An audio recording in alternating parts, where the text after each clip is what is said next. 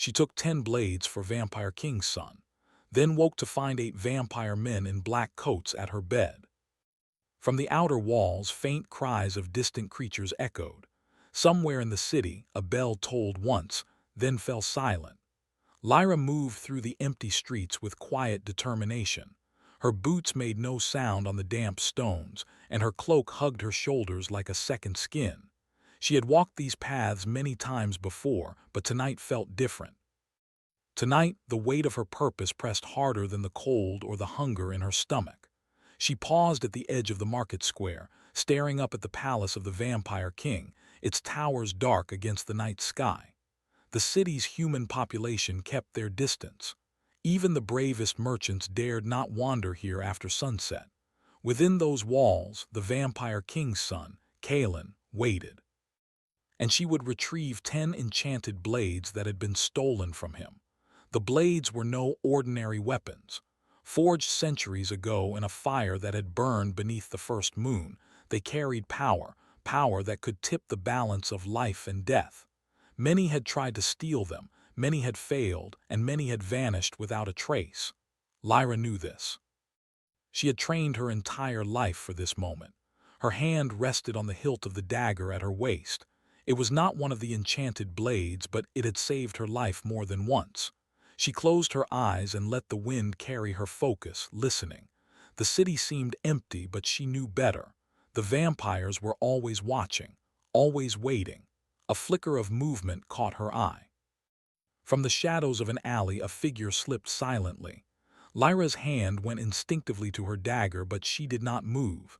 She had faced death before and survived. Whatever this was, it would not scare her. "Lyra," a voice whispered. It was soft, almost lost in the wind. She tensed. "Who's there?" She tightened her grip on her dagger and stepped forward, ready for attack. Suddenly, the shadow leaped toward her. Lyra dodged, rolling to the side, and brought her dagger up. The figure froze, then stepped back into the shadows. A small laugh echoed, soft and amused. "Brave," the voice said again, "but reckless."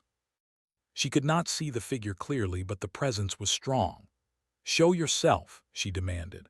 A man emerged from the shadows, tall and lean, with eyes that glinted like silver under the moonlight. He wore dark clothing, fitted and practical, with a hood that shadowed his face. His movements were precise, controlled, almost like a predator. "You're far from home," he said, voice calm, almost polite. "Why risk your life in a place like this? Many have sought them and all have failed. You are alone. But beware the halls you enter. Not all shadows are empty." She could feel the presence of vampires inside, their senses attuned to every movement, every heartbeat. She slipped through a side entrance she had discovered during her earlier reconnaissance, a narrow, forgotten passage that led into the castle's lower halls. The hall was dark, lit only by faint, flickering torches that cast tall shadows on the stone walls. The air was thick with the scent of old blood and cold stone. Lyra moved carefully, listening for the slightest sound. Every step echoed in her mind like a drumbeat of warning. At the first intersection, she paused. According to her knowledge, the blades were kept in the Hall of Echoes, a place where sound bent and twisted, where a whisper could become a roar. Legend said that the hall itself would test the heart of anyone who entered. Only those with courage and purpose could survive. Lyra stepped forward. Her heart raced, but her hands were steady. She followed the map etched into her memory, moving through corridors lined with statues of long-dead kings and queens, their eyes seeming to follow her progress. A sudden noise made her freeze. A faint clink like metal against stone. Lyra's hand went to her dagger. Her breath was slow, controlled. Then she saw it, one of the blades floating in midair, spinning slowly as if waiting for her. Its silver edge shimmered under the torchlight, but it was not alone. Shadows around it moved, twisting like smoke. Lyra stepped closer, feeling a pull in her chest. The blade seemed to call to her. She reached out, and the moment her fingers brushed the hilt, a wave of cold shot through her body. Her vision blurred. She staggered backward, gripping the dagger for balance. "Only the worthy may claim me," a voice whispered, echoing in the hall. It was neither male nor female, neither living nor dead. It was the voice of the hall itself. Lyra straightened her shoulders. "I am worthy," she said aloud, though her voice trembled slightly. She had no idea if the hall could hear her, but she could not back down now. The blade glowed softly and the shadows around it receded. Lyra stepped forward and took it. A warmth spread through her fingers, and for the first time that night she felt a spark of triumph. But the victory was brief. From the darkness, a figure emerged, tall, cloaked in black, with eyes that glimmered red in the torchlight. Another figure followed, then another, until 4 of them stood in her path. Lyra tightened her grip on the blade. She knew these were guardians of the palace, the prince's own protectors. They would not allow her to leave easily. "You have taken what does not belong to you," the tallest said, voice low and commanding. "Return it and we may spare your life." The path was clear, but their message was unspoken. They were watching. Every move, every breath, every heartbeat. Lyra moved quickly, passing through the hallways and side corridors she had memorized. The weight of the 10 blades pressed against her back, a constant reminder of the task she had undertaken. She could feel the presence of the palace around her, the power of the prince, the watchfulness of the guardians, and the lingering scent of magic that clung to the walls. Finally, she reached the exit, a narrow stairwell leading to the roof. She paused, taking a moment to look back at the shadowed halls she had navigated. She had survived the first test, but she knew there were more dangers ahead.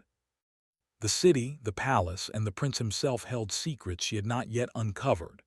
As she began to climb, the wind picked up, whistling around her like the sigh of some great creature. She pulled her cloak tighter and kept her eyes on the path ahead.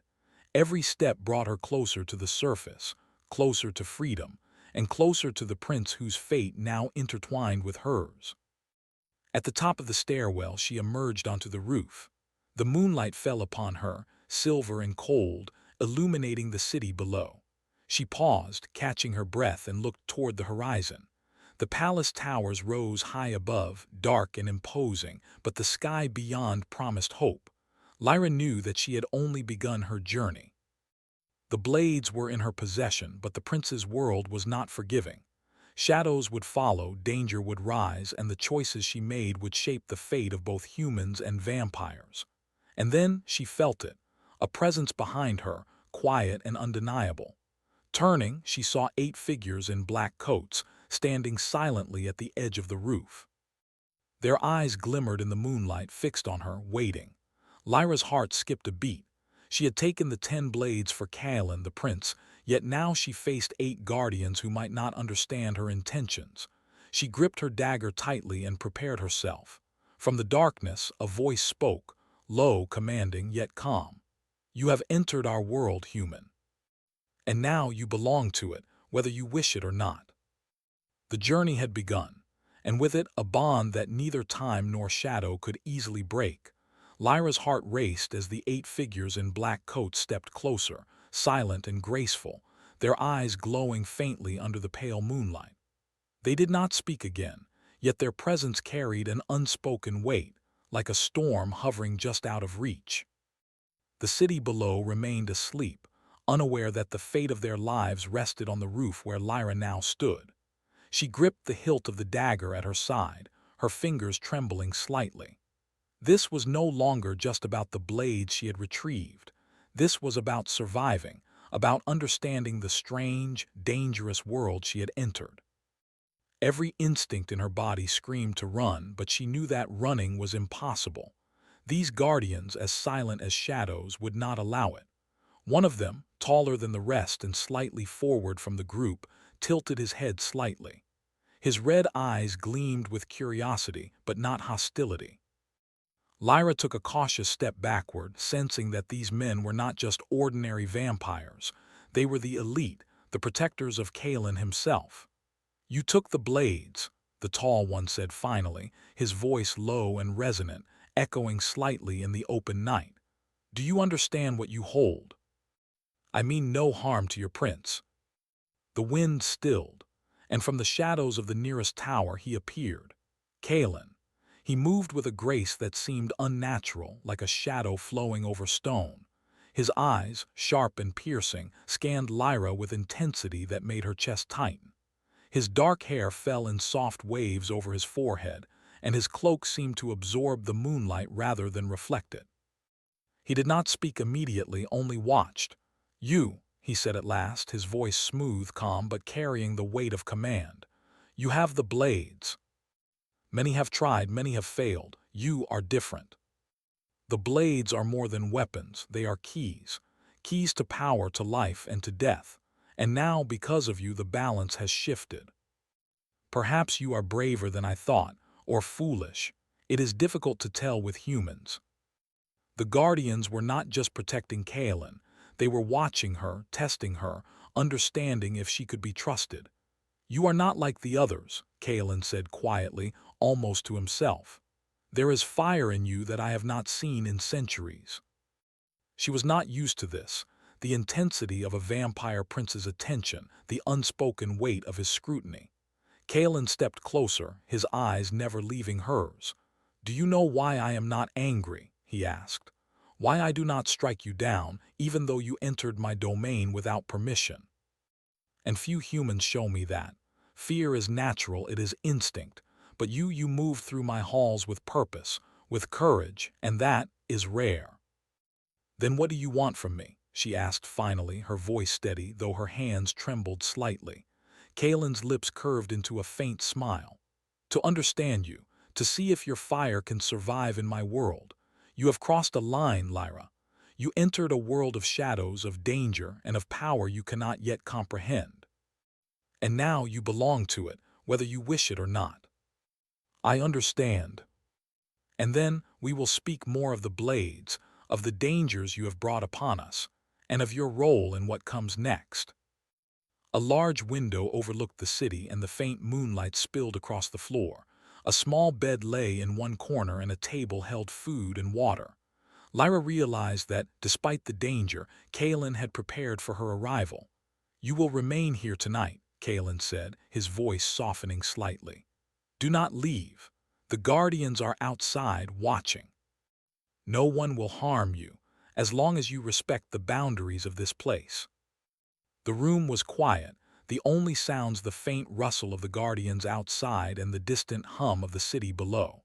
She touched the hilt of one of the blades she had retrieved, feeling the warmth and energy coursing through it.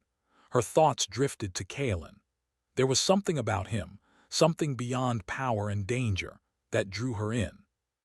He was not like the other vampires she had heard of in stories. There was a depth to him, a loneliness that resonated in her chest. And though she would never admit it aloud, she wanted to understand him, to see the man behind the prince's cold exterior. A sudden movement outside the window caught her attention. Lyra's hand went instinctively to her dagger, but it was only the shadows of the night, twisting and bending in the wind. She exhaled slowly, trying to calm her racing heart. Hours passed in silence. The moon moved across the sky, casting long shadows across the room. Lyra sat quietly, her mind racing with thoughts of the prince, the blades, and the world she had entered. She knew that tomorrow would bring challenges she could not yet imagine. And then, just as sleep began to take her, a soft knock echoed through the room. Lyra's eyes snapped open. She could hear the faintest shuffle outside the door, the whisper of footsteps. "Who is it?" she called, her voice steady despite the flutter in her chest. The door opened slowly, and Kaelin stepped inside. His eyes, red in the moonlight, fixed on her. He did not speak immediately. He simply stood there silent, his presence filling the room with a weight that made Lyra's pulse race. "You have courage, Lyra," he said finally, his voice low, almost a whisper. "And something more. A fire I did not expect. That fire, it is rare." She had faced monsters, darkness, and danger, but nothing had prepared her for this. The intensity of Kaelin's gaze, the power of his presence, and the unspoken connection she felt between them. Kaelin stepped closer, and the Guardians outside shifted slightly, their eyes never leaving the door. Lyra realized then that she was not just a guest in this world. She was part of it now. And whatever came next, she would face it with fire in her heart and the blades at her side. As Kaelin turned to leave, he paused at the door. "Rest, Lyra. Tomorrow, your trial truly begins, and you will need all your strength. She knew that the journey ahead would test her in ways she could not yet imagine. But one thing was certain, her life had changed forever. The night whispered around her, full of promise and danger, and Lyra closed her eyes, holding onto the fire that burned within her. The world of vampires was vast, dark, and uncertain, but she was ready. And she would not falter. The next morning, Lyra awoke to a faint light spilling through the tall window of her room. The city below was quiet, the streets still shrouded in morning mist. She had slept fitfully, her dreams filled with shadows, whispers, and the glowing eyes of the 8 guardians. And Kalen, his gaze haunted her thoughts, even in sleep. A soft knock echoed at the door. She rose quickly, hands brushing the dagger at her waist instinctively. "Enter," she called, her voice steady despite the lingering tension. Kalen stepped inside, as silent as the night itself. His red eyes caught the light of the morning, glowing faintly. He did not smile, but there was something softer in his expression today, a hint of curiosity beneath the usual regal composure. "You are awake," he said simply. "Good, we have much to discuss." Kalen led her to a room filled with strange objects, ancient scrolls, enchanted crystals, and shelves lined with tomes that seemed older than time. Candles flickered, casting soft light that danced across the walls. "Sit," Kalen instructed. He took a seat across from her, eyes fixed on hers with an intensity that made her stomach flutter. "You have retrieved the blades. That is commendable. But you do not yet understand the world you have stepped into. The rival clans will not forgive easily. Fewer still could survive the consequences. You intrigue me, Lyra. There is fire in you, and yet you walk a path of careful precision. That combination is rare." "Why me?" she asked quietly, almost afraid of the answer. "Why not punish me for taking the blades?" "That is why you remain." His presence filled the room, commanding and calm. "You will train here," he said, "not just to survive, but to understand. The world you have entered is dangerous, filled with power, intrigue, and creatures that see humans as fragile toys. You will need strength, skill, and knowledge to navigate it." Training with a vampire prince, Kalen himself, was an opportunity and a challenge unlike any she had faced. She had trained her entire life as a warrior, but she knew that his world operated under rules she did not yet understand. Their first lesson began in the palace's training halls.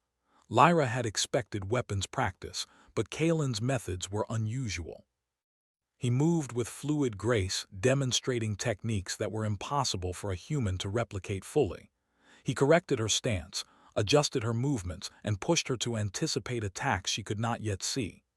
"You cannot rely on strength alone," Kalen explained, his voice calm but firm. "You must read your opponent, anticipate their actions, and move with both courage and precision. One mistake, and you will pay dearly." Hours passed in training, and Lyra began to notice something strange. Kalen's corrections were often personal, intimate in a way that made her aware of every small detail, how she held her shoulders, how her eyes flickered during attacks, even the subtle tremor in her hands when she pushed herself too hard. "You are improving," Kalen said finally, stepping back. "But there is something more. Your fear, it is not gone, nor should it be. Fear keeps you alive, but your courage, it burns brighter than I expected. That is rare." Later, as the sun set, the palace grew quiet. The 8 guardians remained outside the training hall, their eyes ever watchful. Lyra felt the weight of their presence, the constant reminder that she was being observed, tested, and measured. Kalen led her to a balcony overlooking the city. The sky was painted in deep purples and reds, and the first stars began to appear. He stood silently beside her, the wind tugging at his cloak. "You risked everything to retrieve the blades," Kalen said softly. "You could have walked away. You could have survived without facing the dangers you chose. Yet you did not. Why?" "I could not let the blades fall into the wrong hands, not when so much is at stake." The intensity of his gaze, the weight of his words, the magnetic pull of his presence, it was more than she had expected. She realized then that this world was not just dangerous, it was intoxicating. "Kalen," she began, hesitating, "I do not fully understand your world yet, but I will learn, I will survive, and I will protect what matters no matter the cost. That fire of yours, it may be the only thing that saves you." Lyra's pulse quickened. Danger was never far in this world, and the reality of her position struck her fully for the first time. She had stepped into a realm where power, loyalty, and survival intertwined in ways she had never imagined. The intruder disappeared as quickly as they had appeared, leaving only the faint echo of movement. Lyra exhaled slowly, trying to calm her racing heart. Kalen's gaze returned to hers, calm yet intense. "This world will test you," he said. "It will push you to the edge of fear, of courage, of trust, and it will demand that you choose your heart, your loyalty, your life. Are you ready for that? Whatever comes, I will face it." She could feel the pull of this new world, the weight of responsibility, and the dangerous allure of the vampire prince who had chosen to notice her, to test her, to draw her into his realm. And for the first time, she realized that the path she had chosen was no longer hers alone. It was intertwined with Kalen's fate, with the blades, and with the darkness that moved quietly through the streets below. The night whispered around her, full of danger, mystery, and a fire that burned brighter than she had ever known. And Lyra knew, her heart, her courage, and her destiny were now bound to shadows, to Kalen, and to the world she had dared to enter. The night deepened, wrapping the city of Urindor in shadows that stretched like silent fingers across the cobblestone streets. From her perch in the palace balcony, Lyra watched the dark horizon, her heart still racing from the day's training and the sudden appearance of the intruder. She had survived, yet the taste of danger lingered, as if the night itself whispered warnings she could not ignore. Kalen appeared beside her, silent as the shadows he seemed to command. His cloak swayed gently in the wind and his red eyes glimmered faintly, reflecting the moonlight. Lyra instinctively straightened, gripping the hilt of her dagger. "You are restless," Kalen observed, his voice low and calm. "Your mind races with questions, with fear, with a curiosity. This world, the blades, everything. I need to know why it all matters. I cannot turn back now. One wrong move, and she could become a pawn, or worse." The next morning, Kalen summoned her to the Hall of Shadows, a chamber deep within the palace where the walls were lined with mirrors that reflected not just light but intentions, secrets, and hidden truths. The air was thick with enchantment, and even Lyra's trained senses felt a tug at the edge of perception. "You must learn quickly," Kalen said, guiding her to the center of the hall. "Rival clans grow bold. They see weakness and strike. And your actions with the blades, they have set forces in motion that cannot be stopped by words alone. Learn to anticipate danger before it finds you," Kalen said, moving behind her to demonstrate a series of movements, his hands precise and elegant. "The blades are more than weapons. They carry energy, history, and responsibility. You must respect them, understand them, and most importantly, respect the consequences of their use." Kalen's instructions were exacting, demanding, and yet there was an unspoken layer to his teaching, one that seemed to reach beyond skill, touching the heart and mind. "You hesitate," he observed quietly during a pause, "not with strength but with trust. You fear the power within you, the power you carry through the blades. You must embrace it, or it will betray you. You are stronger than you know, Lyra. Do not doubt yourself." "A rival clan has entered the city," Kalen said. "They seek the blades and they will stop at nothing to take them. You must be ready, Lyra. I cannot fight every battle for you. You must act." Lyra could feel the presence of danger pressing close, as if the walls themselves whispered threats. They reached the outer gates, where the 8 guardians stood in perfect formation, their eyes scanning the darkness. The intruders were already inside the city walls, moving quickly, with skill and precision. Lyra's heart pounded, knowing that her training, her courage, and her quick thinking would be tested in ways she had not yet imagined. Kalen gestured to her. "You must lead. I will follow. The intruders will target the weakest first. You are not weak." The city streets were empty, yet every shadow could hide a threat. She led the group silently, weaving through alleys, anticipating movements, and using the skills Kalen had taught her. Suddenly, a figure lunged from the shadows. Lyra reacted instantly, twisting and striking with the dagger. The assailant fell silently, vanishing into the darkness, and Lyra realized with a shock that she had done it. She had protected herself and the others. Kalen's eyes found hers from a few steps behind, and for the first time, Lyra felt a sense of pride that was not tinged with fear. He nodded slightly, acknowledging her skill, her courage, and her ability to face danger head-on. But the relief was brief. Another group of intruders appeared, faster and more skilled than the first. Lyra moved quickly, coordinating with the Guardians, anticipating their moves and striking with precision. The city streets became a blur of motion, shadow, and steel. In the chaos, Kalen was struck by a glancing blow. Lyra's heart leaped into her throat.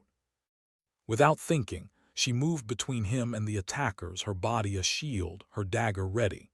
She fought with everything she had, drawing on every lesson, every instinct, every ounce of courage she had cultivated. Kalen's eyes widened in surprise, then hardened in admiration.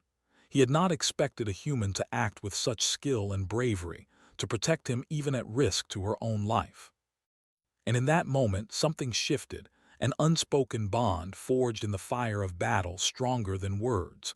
The intruders retreated finally, disappearing into the shadows from whence they came. Lyra's body trembled, sweat dripping from her brow, but she stood tall, breathing heavily. Kalen approached, his expression unreadable, though his eyes glimmered with something intense. "You fought well," he said quietly, his voice low and steady. "Few humans would have dared what you did, fewer still would have survived. Not after everything you have shown me, not after everything I have seen. And more than I realized I needed. That is rare. Even among vampires, fire like yours is unusual. Among humans, nearly impossible." They reached into her very soul, recognizing her courage, her fire, and something unspoken that connected them beyond fear or duty. "Kalen," she began, her voice trembling slightly. That is enough for now." Her body ached, her mind raced, and yet she felt alive. She had faced shadows, enemies, and danger, and she had survived.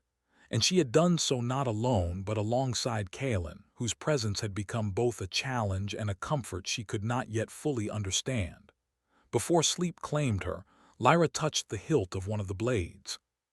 She felt its power, its history, its weight, and she understood that the journey ahead would test her even more. But tonight had shown her something important. Courage, fire, and trust could overcome even the darkest shadows. And in the quiet of the palace, with the city bathed in moonlight, Lyra allowed herself a single thought, one she had never dared before.